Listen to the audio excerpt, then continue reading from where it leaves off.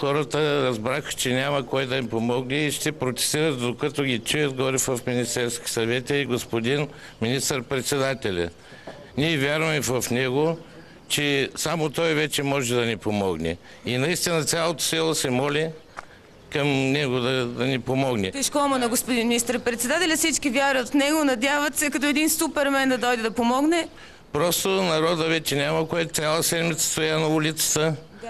И никой не дойде, от областна управа не дойдоха. В понеделник имахме една среща с уверение кмета на община Марица ни каза, че в 9 часа ще не посрещне, но той не посрещна. Това ми го разказа и тази жена ето тук. Разкажете какво е станало, защо е имало среща и не е дошъл кмета, вие или ви? Ние имахме среща, присъствахме там, обаче някаква по-спешна задача ни казаха, че му е излезнала и за това не присъства, но би било редно поне някакъв негов заместник да остави там, да излезне и да напосрещне. В момента кое е по-важно? Асфалтирането или канализацията? Важно е канализацията. Канализацията е по-важно. Ива, да, хората просто искат канализация. Карина, по-важно, кое е по-важно? Аз ти благодаря за тази. Ще помоля твоите гости да останат до теб, защото на телефона сега е Георги Терзов. Стана ясно, че малките населени места май не са много важни за управляващите. Дано не сме прави, дано те ни опровергаят. Преди да чуем Георги Терзов, който е експерт управление на водите в Министерство на околната среда и водите, ще кажа за Карина Караниотова, нейните гости и за вас, зрителите, които следите случая, какво казват от Агенция Пътна инфраструктура, които в момента ремонтират този участък и стана ясно, че те копаят по пътя на места дори на 1,60 м, нещо абсолютно достатъчно за поставяне на тръби и така строеж на канализация.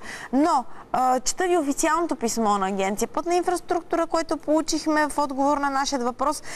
Те твърдят, че колекторната система в село Маноле не е финансово обезпечена нейното строителство и по никакъв начин строителството на тази система не зависи от Агенция Пътна инфраструктура и препращат нещата към Министерство на околната среда и водите, като уточняват, че замяната на паважната настилка с асфалтобетонова причинява изгребване на земни маси на дълбочина минимум 90 см, което е много подходящо за изграждане и на колекторна система.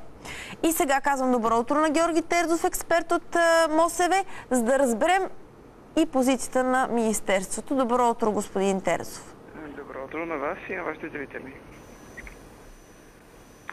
Да, слушам ви. Чувате ли ме? Вече и аз ви чувам. Сега, моля ви, позицията на Министерство на околна среда и води по казуса село Маноле. Вие знаете ли за проблема на хората там? Да, знам за проблема с изграждането на път, липсата на канализация. Това, което мога да кажа, че Министерство на околната среда и водите има косвено отношение към проблема. Кой има пряко? Моля ви се ми кажете, кой има пряко отношение към проблема това да има канализация в едно село и то да не бива превръщано в блато? Кой? Пряко отношение, разбира се, има местната власт, но като финансиране, естествено, местните власти доста често нямат финансовите възможности. Тук вече се включва ролята на МОСВ, но държа да подчертая, че Министерството се занимава главно с екологична инфраструктура. Разбира се, дъждовната канализация също може да бъде изградена в рамките на екологичната инфраструктура, но не и самостоятелно. Това не е приоритет на МОСВ, нито е нещо свързано с опазване на водите. Тоест, вие препращате топката, буквално казано, към местната власт, която не си е свършила работата според вас. Така ли? Какво е трябвало да направи местната власт, което не е направила, така че Министерството на околната среда и водите в момента да не е търсената от нас институция? Има няколко момента, които трябва да знаете. Първо, Министерството на околната среда и водите наистина финансира такъв тип инфраструктура. Пак казвам, в рамките на екологичната инфраструктура. Тоест, отвеждане на отпадъчните води, на битовите отпадъчни води, изграждане на пречиствателна станция. В рамките на такъв проект би могло да се изгради дъждовна канализация или смесена канализация, но във всички случаи това е от гледна точка на инициативата, работа на местната власт във всички случаи. Добре, господин Терзов, за да говорим по-нормално и разбираемо за зрителите, факт е, че местните власти не разполагат с необходимите средства за изграждане на такава канализация. Факт ли е, че местната власт е информирала Министерството на околна среда и води за нуждата от отводнителна канализация система, която ще бъде особено подходящо да се изгради едновременно с изграждането на нов път? Вие тези неща знаете ли ги? Мене ме питате в лично качество? Ами като експерт, не ви питам като съпруг или като приятел на някой от селото. Питам ви като човек, който работи в това министерство. Дали сте информиран? Вие и съответно министерството. Не съм информиран дали общината е подавала някакво заявление. Ако е подавало заявление за осигуряване на финансирането, то разбира се има определени документи, които се подават, определени процедури, но пак се връщам към това, което казах. Единствено дъждовна канализация не е дейност, която е пряко свързана с работата на МОСВ. Министерството финансира канализации, финансира пречиствателни станции към момента на по-големите населени места, след година-две и на по-малките населени места, но дъждовна канализация единствено в рамките на екологичната инфраструктура. Добре, според вас, последен въпрос, моля, да или не отговор. Удачно ли е да се изгради такава отводнителна канализация в някое по-малко населено място, в случая в село Маноле, при положение, че там в момента се случват ремонтни дейности и Министерството на околната среда и водите, ако реши да инвестира в изграждането на такава отводнителна система, ще инвестира много по-малко средства сега, отколкото след 5 години, когато на собствена сметка ще започне наново да копае този път и след това да го възстановява. Сега, когато има дупка, толкова ли е скъпо и не е ли логично сега да се поставят едни тръби за изграждане на отводнителна система, вместо след 5 години всичко да се случва наново и да е 3 пъти по-скъпо на данъкоплатеца реално, ако не се спечели европейско финансиране? Има ли логика да работите сега по отводнителната система? Разбира се, че има логика, но отново ви връщам към това, което казах. Благодаря ви. Че се изгражда едновременно с канализация. Значи това да се изгради път без да се положи отводнителен колектор е също толкова безмислено, колкото да се сложи отводнителен колектор и път без да се изгради канализация за битовите води. Разбрахме ви. Благодарим ви. Отиваме към село Маноле. Карина Караньотова, ако не е чула разговор в студиото, един въпрос към нея. По-скоро към кметът на село Маноле, дали той в ролята си на представител на местна власт, кмет на селото, дали е подал Карина сигнал, жалба, желание, заявление съответно към по-висшите институции, в случая Министерството на околна среда и водите, за изграждане на канализация, която да се синхронизира с изграждането и на отводнителна система, което пък да е в синхрон с настоящите ремонтни работи.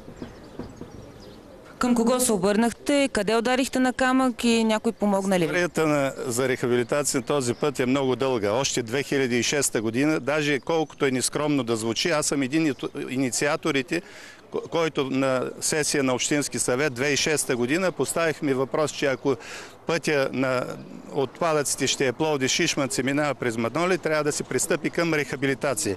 И тогава шния областен управител и директор на областно пътно управление включиха този път в списъка за рехабилитация и от нас казаха: подгответе необходимите документи, проекти за изграждане на канализацията, тъй като трябваше по друг проект.